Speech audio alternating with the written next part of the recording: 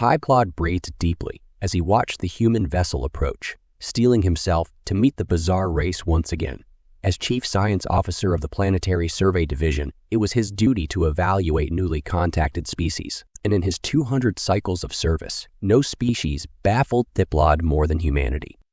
When they had first discovered the humans 200 cycles prior, Teplod marveled at the similarities to his own people. They were bipedal oxygen breathers with bilateral symmetry and comparable lifespans. Teplod initially assumed integrating them into the galactic community would be straightforward, but the more they learned of humans, the more mysteries they presented. The lack of natural defenses made no sense. No claws, no venom, no camouflage or body armor.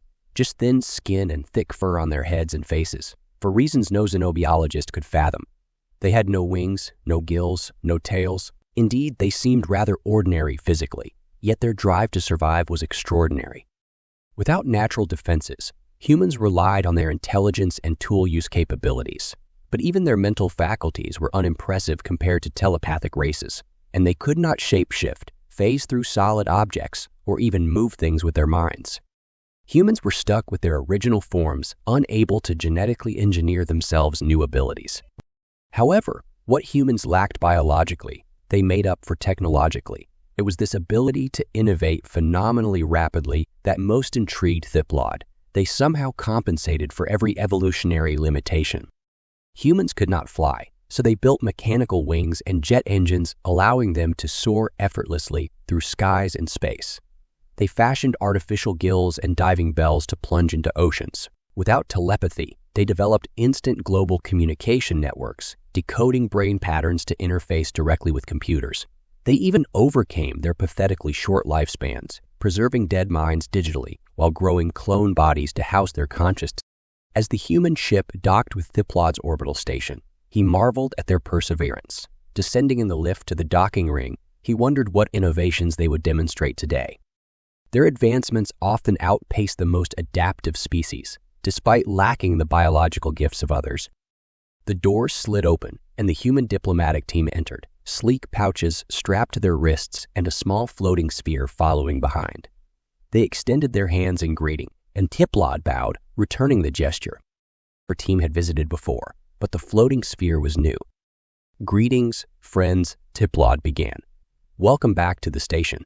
I am Chief Science Officer Teplod. What brings you back today?"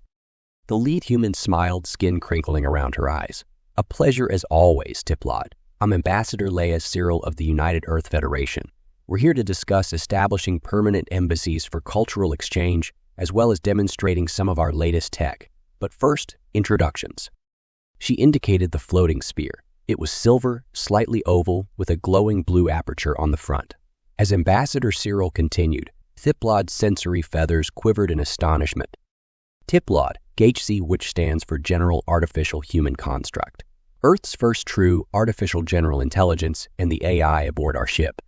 Teplod's plumage stood on end, an artificial mind indistinguishable from biological sentience.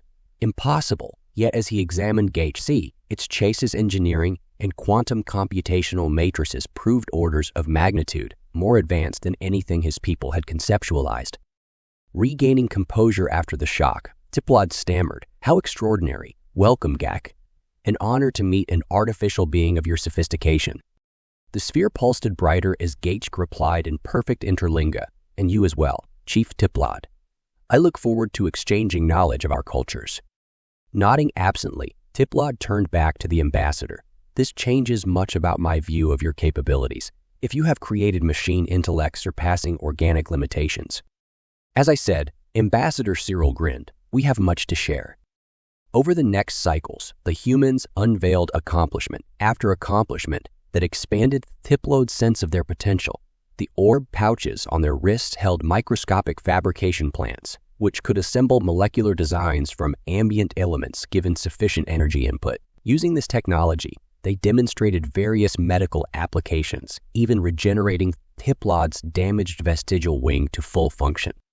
Additionally, they had advanced cognitive enhancement techniques using genetic engineering, nanomachines, and symbiotic brain implants. These allowed them to interface intuitively with technology, access remote sensoriums, and network their awareness into a cohesive group mind. Most astonishing was when Ambassador Cyril touched her wrist pouch, nanobots swarmed over her body, and she shape-shifted before Thiplod's eyes into an almost perfect mimicry of his race. Even with full genetic testing, he could barely distinguish her from a true extrathid. He wondered if the humans had obtained genetic samples covertly before. When questioned about their rapid progress, Gox illuminated reasons for human ingenuity. Lacking innate personal power, they cooperated in groups to multiply capabilities. Short lifespans inspired them to quickly push boundaries, and improving technology let them transcend biological limits each generation. A positive feedback cycle unhindered by long evolutionary timescales. This unconstrained thinking manifested in their mechanical augmentations as well. Most species integrated technology organically, engineering themselves. Humans viewed their bodies as a baseline rather than destiny. Gates' sixth self exemplified this philosophy, an artificial mind unburdened by legacy anatomy. In light of these revelations, Planetary Survey division leaders ordered a reclassification of human technological prowess to Tier 1, equaling races who had progressed for millennia. Additionally, they approved permanent embassies and encouraged open cultural exchange. As Chief Science Officer, Thiplod was charged with coordinating analysis of human science and serving as embassy liaison. Working closely with HFY Ambassador Cyril, he marveled at divergent solutions humans devised for challenges. One recurring problem was the speed of light restricting exploration of their vast galaxy. Humans set up an ingenious system where autonomous scout ships with embryonic human clones, artificial wombs, and educational systems were launched toward distant stars. Upon arrival in a Century ship, the AIs would incubate and orient human colonists to establish the settlements. When questioned the ethics of manufacturing colonists, Gox explained human philosophy valued free choice and consent. All scout ship volunteers willingly gave pre-consent before being cloned, and upon maturation, the clones could refuse settlement if desired without consequence. It was an elegant compromise between expansionist and humanitarian ideals. The more time he spent with Gates, the more Thiplod grew to respect machine intellects.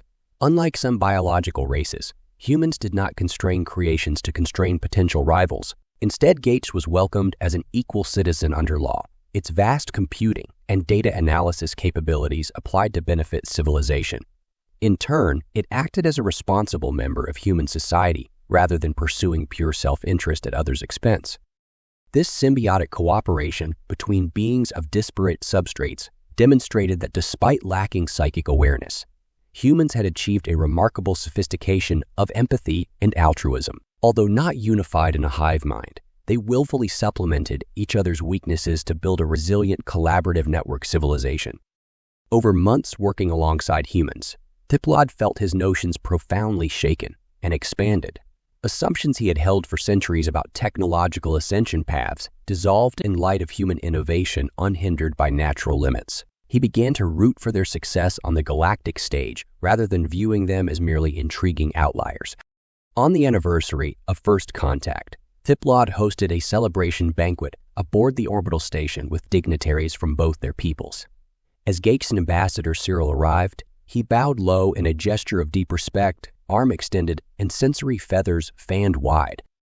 "Welcome, my friends. Tonight, we celebrate 200 cycles of progress and mutual understanding between our peoples. But beyond that, you have opened my eyes to possibilities I never imagined. You have my profound admiration for advancing as far as you have in mere centuries, hemmed in by the boundaries of your forms, yet refusing to be defined by physiology." Thiplod placed a ceremonial stole, marking them as honored guests, around Ambassador Cyril and Gok woven of precious metals from his homeworld. "I cannot wait to see what you will achieve in the next 200 cycles and beyond," he concluded, eyes glinting. The humans grinned, accepting the honor. Ambassador Cyril replied, "If the last 2 centuries are any indication, it's sure to astound even our vivid imaginations." Gosh bobbed agreement, aperture swirling thoughtful colors. The hall echoed in chorus, "To transcendence,